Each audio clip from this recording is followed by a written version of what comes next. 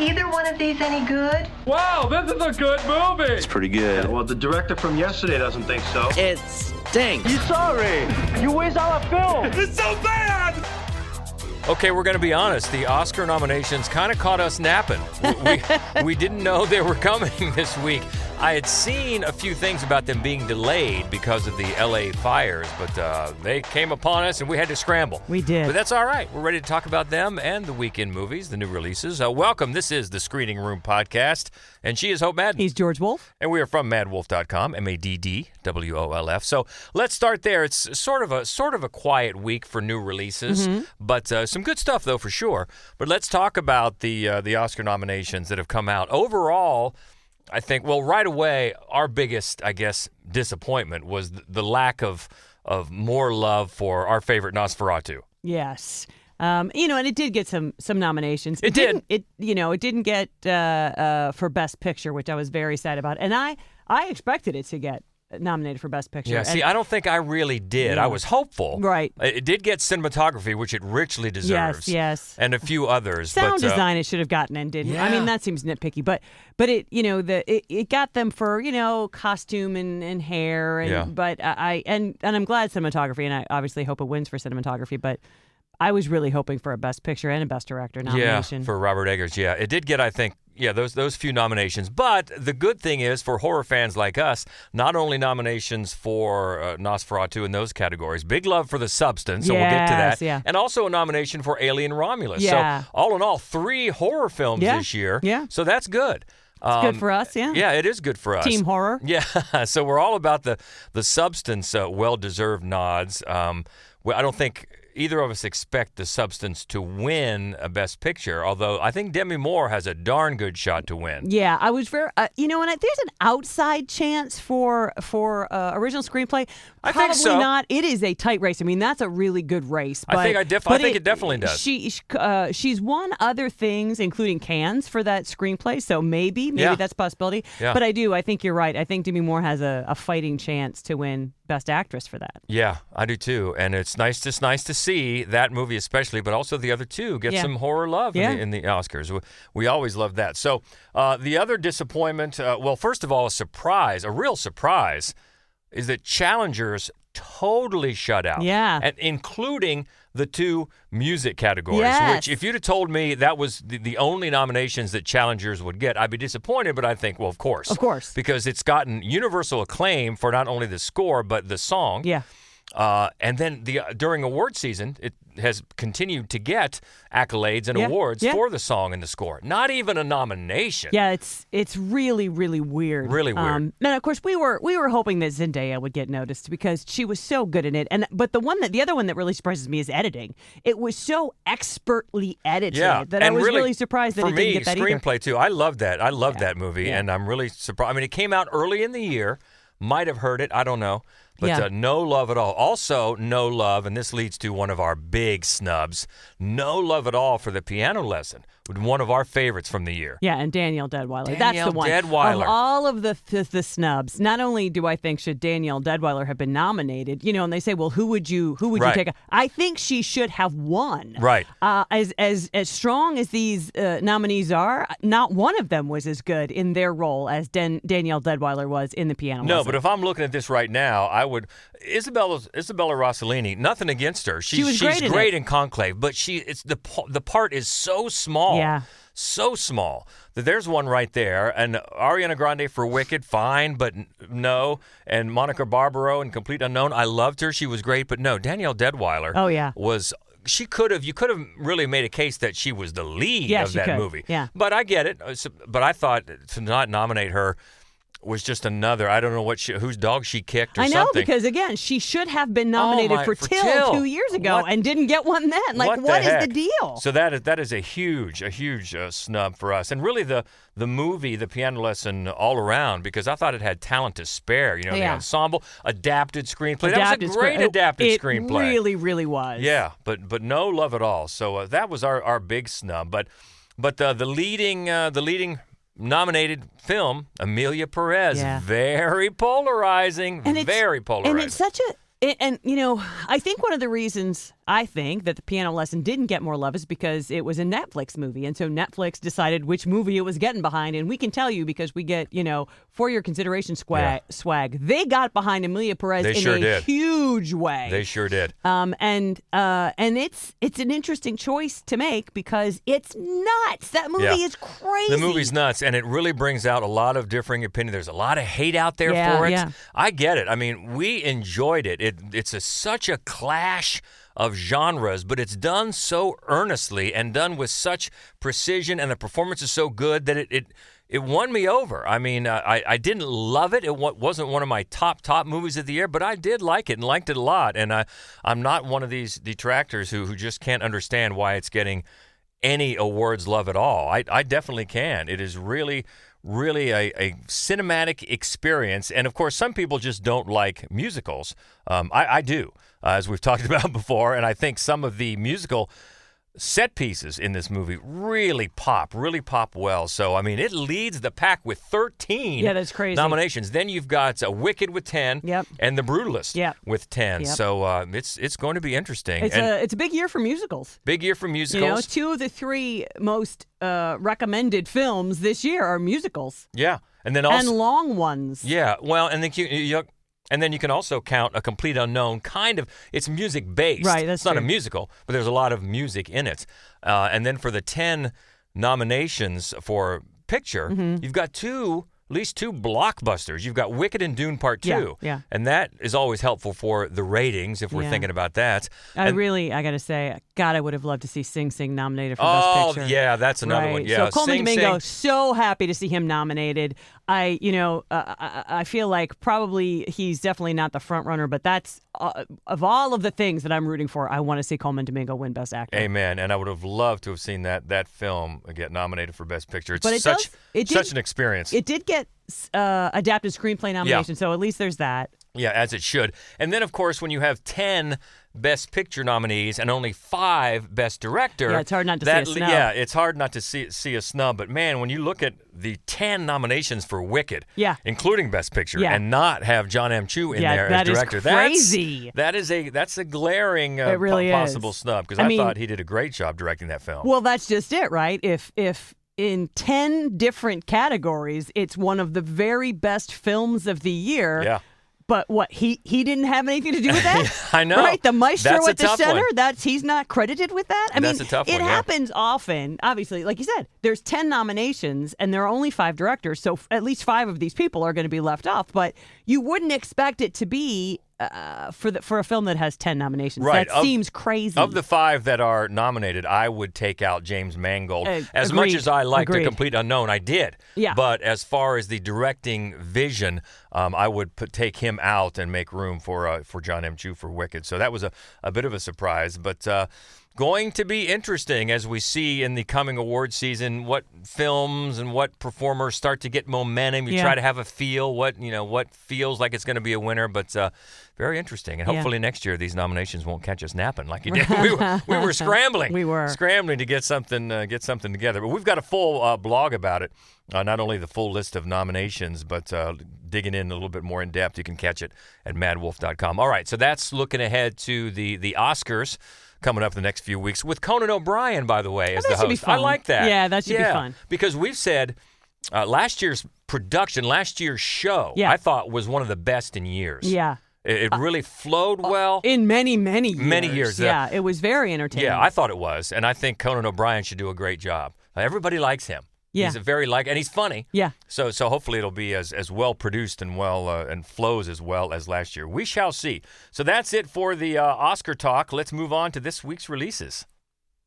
Let's start out in theaters. And the latest from Steven Soderbergh. A family becomes convinced that they are not alone after moving into their new home in the suburbs. This is called Presence. You have a presence here. It's trying to figure you out. It's trying to connect to you. She just stopped breathing, dead in her own bed. Can you imagine the parents finding her?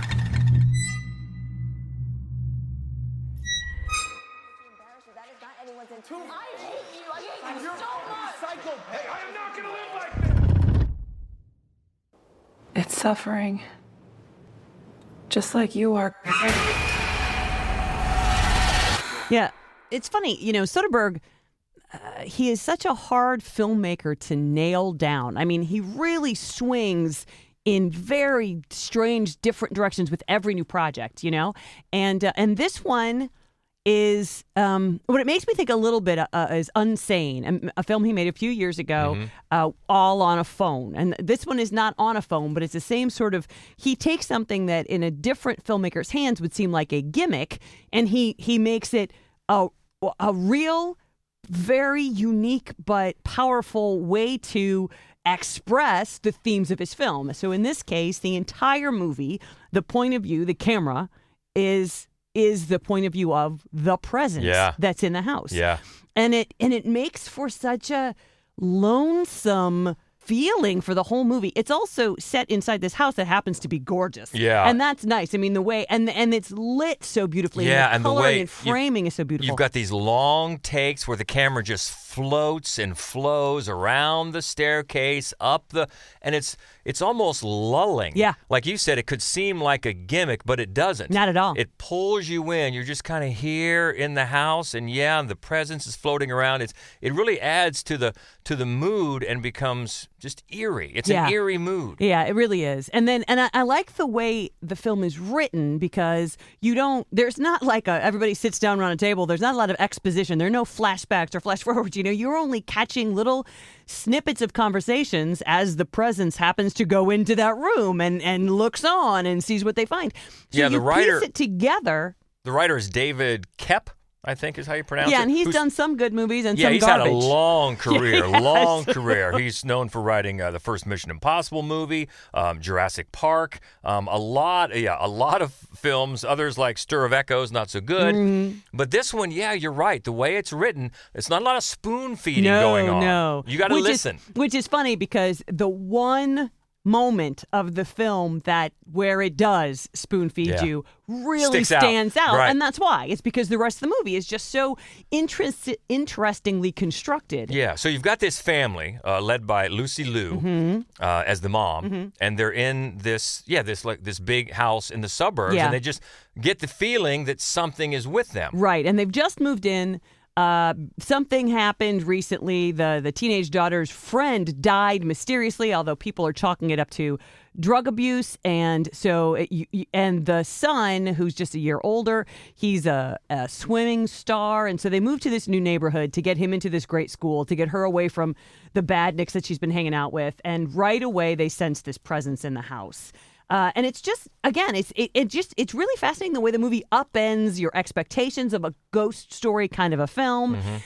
It's scary, it's spooky, it's sad. It's just really well made. Yeah, and it's for horror fans that don't like it gory, don't like it blood and guts, because that's not this. No, it's moody. Yeah, it is moody. That's not this at all. There are some killings involved in the plot, in the story, but not so much that you're thinking, oh, you got to hide your eyes. Right, no. It's all atmosphere and creepy, but it works on you. It's also, it's psychological type horror, which I'm always a fan of. That's usually, right, yeah. when it's done as well as this is. But it's shot so well. And it just really draws you in. Like you said, the lighting inside this gorgeous house. Nice place. Yeah. Except for the presents.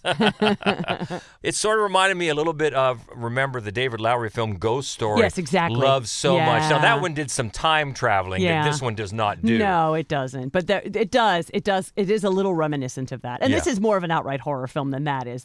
You're pushing it to call that one horror. Yeah, exactly. But we liked it. This one's well done. It's in theaters now. Latest from Steven Soderbergh, called Presence.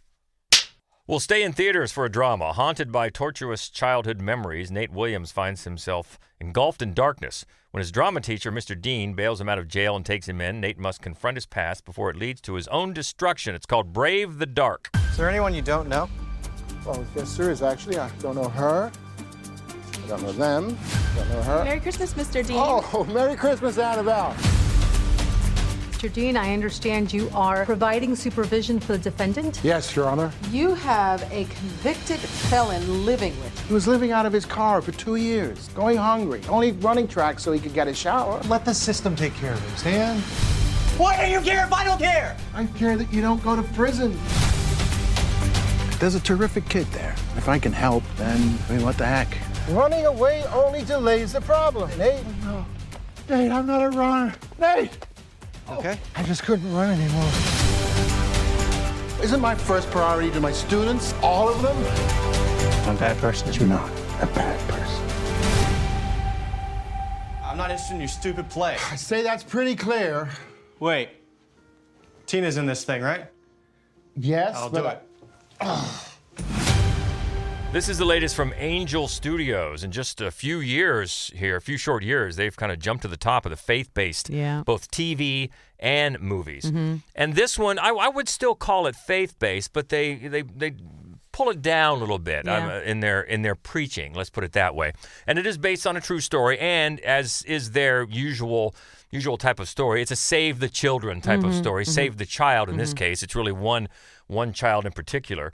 And it's Nate Williams, and Nate is played by Nicholas Hamilton, who you'll probably remember most from It and It Chapter 2. Yes. He played the Henry Bowers. Yes, he made an impression, him and his mullet. He did, his mullet, yeah. And this is co-written and directed by Damian Harris, and it stars his brother, Jared Harris. And I believe a producer is a third Harris. They're all Richard Harris's sons. Right. If you couldn't tell by looking at their faces. Which Jared Harris has been a long career, but yeah, you look at him. Oh, yes.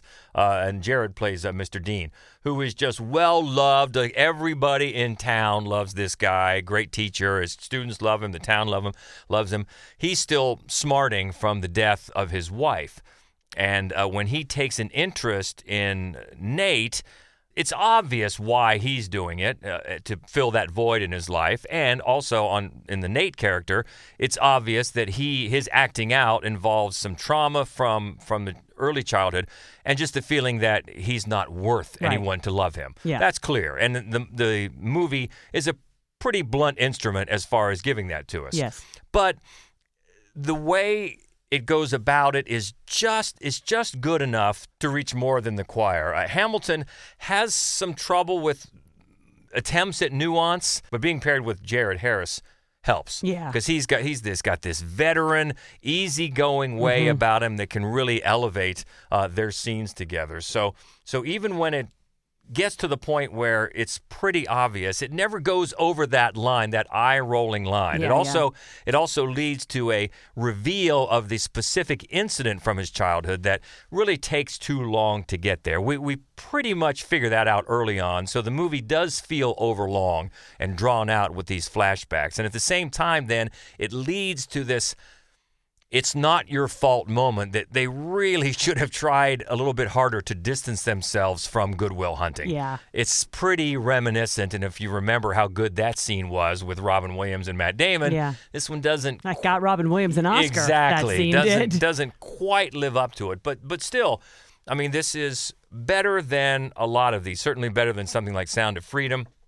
You don't get the feeling like it's editorializing this man's life and twisting some facts as much. Let's put it that way. And then at the end, over the credits, you get the real Nate, who has now turned his life around and wants to pay it forward. He's got a message that is, it's schmaltzy, but it's sweet. And you get caught up because most of the time with these types of movies, you're going to see pictures of the real people and you're going to get caught up because people want to know. So instead of doing that, you really hear a speech from the guy himself talking about paying forward, and that is all very nice. So all in all, I would say it's worth checking out, especially if you like these types of redemption dramas. And while it is faith-based, it's not going to beat you about the head and neck with its sermonizing, and that way doesn't take its audience for granted as so many of those do. Exactly. Yes, and that is appreciated. And that is in theaters now, and it's called Brave the Dark. And the next one is in select theaters and also streaming, a historical drama, Copenhagen, 1919. A young worker finds herself unemployed and pregnant. She meets Dagmar, who runs an underground adoption agency. A strong connection grows, but her world shatters when she stumbles on the shocking truth behind her work. It's called The Girl with the Needle. Om forladelse. Verden er et frygteligt sted. Men vi bliver nødt til at tro på, at det ikke er sådan.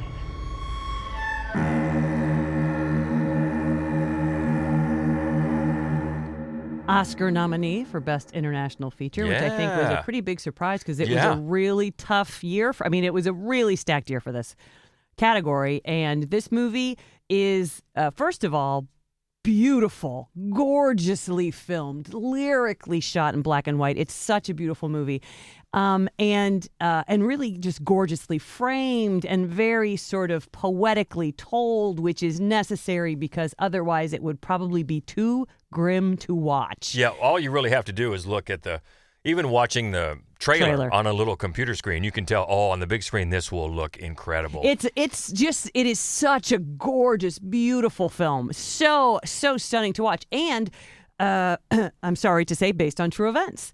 Mm-hmm. And so, imagine it's Copenhagen. It's at the end of World War I. The events aren't going to be great, especially when you're talking about a young woman who works, she works for a living and then she doesn't anymore and she's pregnant. I mean, it's a tough lot. Not a lot of options there. No. And then, there's a lot. Her husband, who is long thought dead, returns from war, and he's got a mask to hide the disfigurement of his face. And if you don't know this, the rise of sort of the universal monsters happened between World War I and II, and it basically was the world's reaction to seeing what soldiers of World War I, what the medical profession was able to keep these people alive and yet not really fix. And so the world was suddenly seeing these men return from war missing parts of their face. And so it's an interesting comment on that. But again, it's so beautifully poetically told that, it kind of elevates it above the misery that you're actually watching.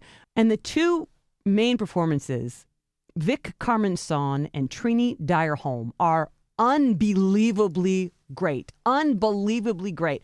Son has very few lines. It's just this open, vacant expression that she has that lets you absorb everything without judging it, which is hard given the material. But the Dyerholm's performance, she has, it's incredible what she's being asked to do. And my God, does she do it well. So it's a difficult movie. It's a tough watch, but it's such a great film. I really recommend it. And especially here in Columbus, it is screening at a theater. Mm-hmm. If you can see it at a theater, please do. Oh, yeah, sure. For sure, for this cinematography. The co-writer and director is Magnus Van Horn. That's a great name. And now Oscar nominee. Check it out if you can, either in select theaters or for streaming. It is The Girl with the Needle. Next, a shark movie streaming starting this weekend. Modern-day pirates on the hunt for sunken drugs kidnap a boat of tourists and force them to dive into shark-infested waters to retrieve the contraband. It's Into the Deep. Proceed with caution. A reported pirate activity in the north near the channel. It's like we got 80 kilos down there just waiting for us. Let's go get them. You won't say anything. Wish I could believe that, Chief. No! There is a shark out there, and it is hunting. Who do you propose go down there and study my guys? I've studied them my whole life. I'm the best chance that you got. That's one brave girl you got there.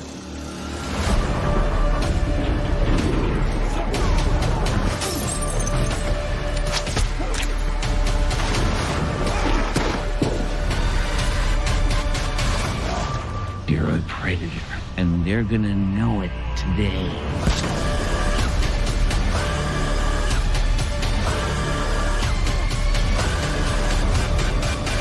The ocean is a dangerous wonder. That kingdom is your kingdom, too. So what should people know about this movie, Well, George? the big one here is the stunt casting, and I think for a shark movie, they landed the white whale because for the first time in 50 years, Richard Dreyfuss is back in a shark movie. Why is it this one? Well, I do know, and we'll get to that in a minute. But yeah, he's not really, his character, Seamus, is not really sharking, but at least he's around troubled waters because he's the grandpa of the main character, Cassidy, who's played as a adult by Scout Taylor Compton. And then we see the flashbacks of Seamus telling the young granddaughter early on to have respect for the ocean and everything in it. It's their kingdom. You're a guest. Be mindful. Take care. All right, very good. Like that. Mm-hmm. But then she learns that lesson the hard way as a young girl because she sees her father killed in a shark attack. And that's going to stay with you. And it does for Cassidy, who grows up, and even though she's still involved, she's an oceanographer, she still has nightmares and flashbacks to that time. But she promises her new husband, Greg, played by Callum McGowan, is going to put that aside, and they're going to go off for a pleasure trip and just have fun on a boat and do some diving with Greg's old friend Benz, played by Stuart Townsend. Remember him? Stuart Townsend. So they're going out on the boat, but then Benz invites another couple. Okay, all good. So they're going to go out there and do some diving. Well, it isn't long before they realize that the waters are shark infested. So, okay, don't dive. But then they have to dive because, as the synopsis said, these pirates, this gang of ex-Navy SEALs, led by Jordan Devane, and the scar on his face, John Cena plays Jordan. He's the leader, and he forces these tourists to dive because there's kilos of drugs down there, and you got to bring them up. And we're not going to dive in these shark-infested waters. You are. So that's brings the sharks into it, and it's really bad. The writing is so awkward, and there's a lot of that Scooby-Doo, I'm going to tell you the complete plan dialogue. Very awkward. The performances outside of Richard Dreyfuss don't do much to elevate it, and the shark sequences, which is pretty important in a shark film, right? They're CGI sharks, and they're most impressive when it's Cassidy having her dream sequences. And you'll see a lot of that in the trailer because obviously this is not something that you're going to actually have happen. But they look pretty good, and it's filmed pretty good in a dream sequence. When you actually try to film a shark attack, it doesn't go over very well. It's basically an actor splashing around in the water. They throw some fake blood in there and then try to squeeze in a CGI shark with just a quick cut, and it's pretty weak. So as the entire movie. But then at the end, you find out probably, I'm just guessing, why Richard Dreyfuss decided to do this because much like the movie we just talked about, Brave the Dark, as soon as the credits start rolling, there's a message over the credits, this one from Richard Dreyfuss himself, and he's giving you an extended talk about shark conservation. Right. So just my assumption that that's maybe the price along with money to do this film. So, okay, that's well-meaning. I get it. It's a shark. It's much like you hear about after Jaws came out and all the frenzy around sharks that it kicked off. Well, then Peter Benchley, who wrote the film, spent the rest of his life in shark conservation. He wanted to let people know, look, no, this is a movie. This is not how sharks are. Right. You know, and apparently Richard Dreyfuss caught on to that as well because he has this message about shark conservation, which is great. Hey, at least no actual sharks died for this bloody mess. No, that's a good they weren't thing. even filmed. No, so it's nice to see. I mean, it's a nostalgic kick to see Richard Dreyfuss in at least around, a shark movie in it. And that's nice, but it's just a shame that it wasn't any better than this, which is not very good. And it is on in streaming now, and it's called Into the Deep. Let's go to Shudder next. A bright but socially awkward exchange student takes her craving for popularity to horrifying heights. It's called Grafted. Think of the potential here. Burns victims, deformities. Oh my God. We could make people beautiful. Go home.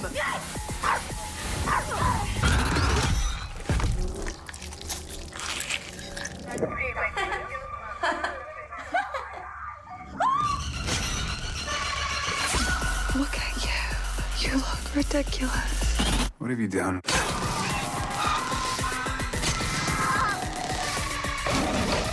Everyone is going to love me.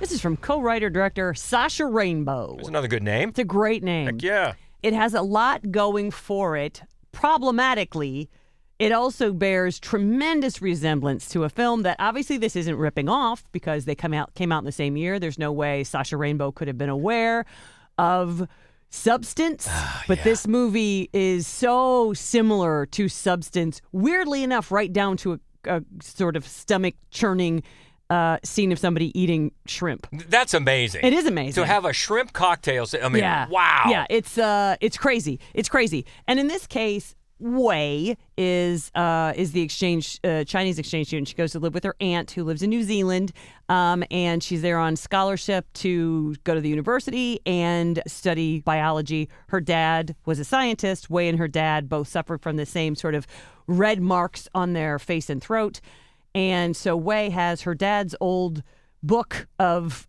research, and she's going to try to cure this. And so that feeds into the idea of the male gaze and about these ridiculous ideals of beauty. Yeah. And that leads to some body horror.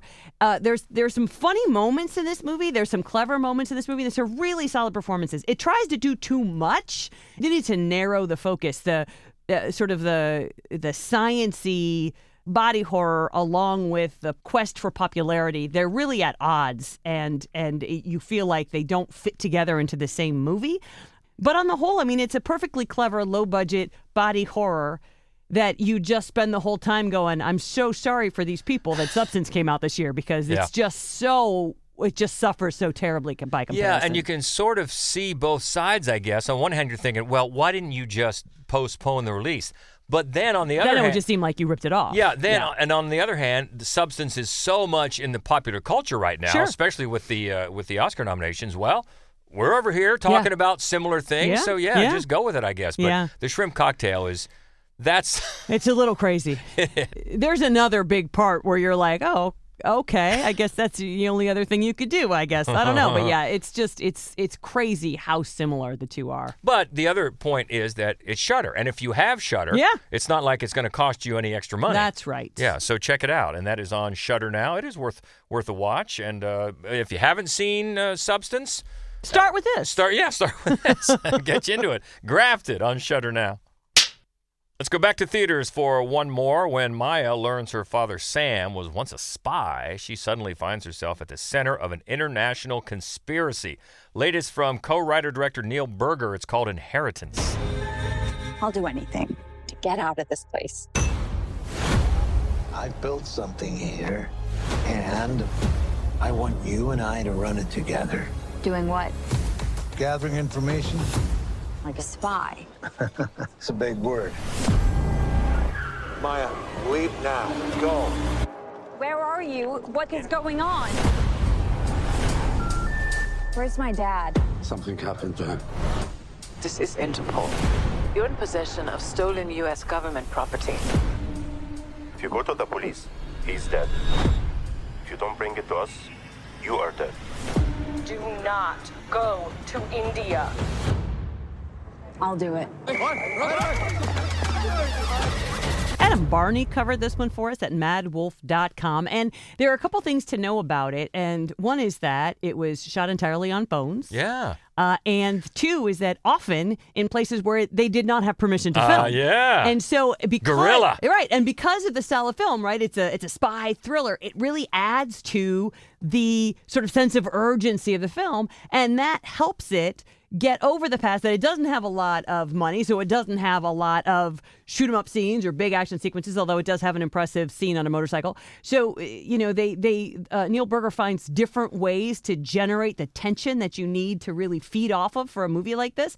And Adam was really impressed by it. It's only 90 minutes long, and it does not let off the gas for a second. Yeah, he really liked the main performances. Maya Phoebe Dynevor, and then the always welcome Rice Ifans. Oh, yeah. Yeah, even if you don't know the name, you'll know the face immediately. So, yeah, pretty impressive, low-budget, phone-filmed thriller that's available now in select theaters. So check it out if you like those thrillers. It's called Inheritance, and you can find Adam's full review at madwolf.com. Let's all go to the lobby. Let's all go to the lobby. Let's all go to the lobby.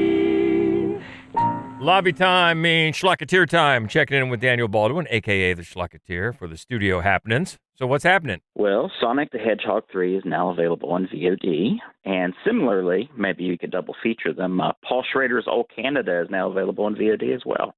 Yeah, that's perfect. Zoe Kravitz's Blink Twice is now available to stream on Amazon Prime. Stream it. Do it. And Nicole Kidman's Baby Girl hits VOD on January 28th. Watch it with a glass of milk. Or you could double feature it with Den of Thieves 2 Pantera, which is also hitting VOD on January 28th.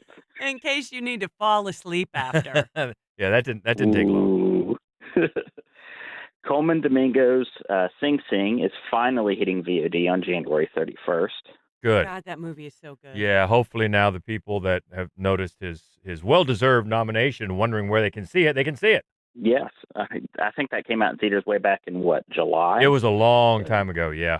It was a long journey for that one. The new big-budget French adaptation of The Count of Monte Cristo is hitting VOD on January 31st. I tell you what, that's really good. I didn't maybe look forward to it, but I really, really enjoyed it. I definitely want to see it, and I also want to see those 2 Three Musketeers movies that the same people made that are also supposed to be really good. I think both of those are on Hulu if anyone's interested in those. Okay. And then the Andrew Garfield and Florence Pugh film We Live in Time will be streaming on Max starting February 7th. Mm-hmm. And Mubi has a film hitting theaters on February 7th that stars Christopher Abbott and Barry Keoghan. It's a thriller called Bring Them Down. Oh, yes. I did hear about that, yeah. And a little bit of disc news for once, for a specific reason. Robert Eggers' Nosferatu is hitting Blu-ray and UHD on February 18th, and that will include an extended director's cut that runs a few minutes longer. Okay. I assume you'll be able to rent and buy that same version digitally the same day, but that's not a certainty at this time. Okay. And then A24 has set a March 13th theatrical release for their thriller Opus, which sees Ayo Abiri squaring off against a pop star turned cult leader played by John Malkovich.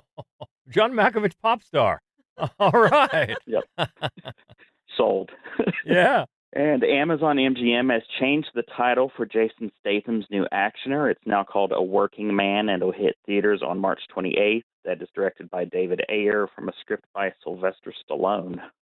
Really? Yep. All righty. And then Universal has set a March 28th theatrical release for Blumhouse's horror film The Woman in the Yard, which is directed by Saw that Jaume Collet-Serra. Yeah. And stars Danielle Deadweiler.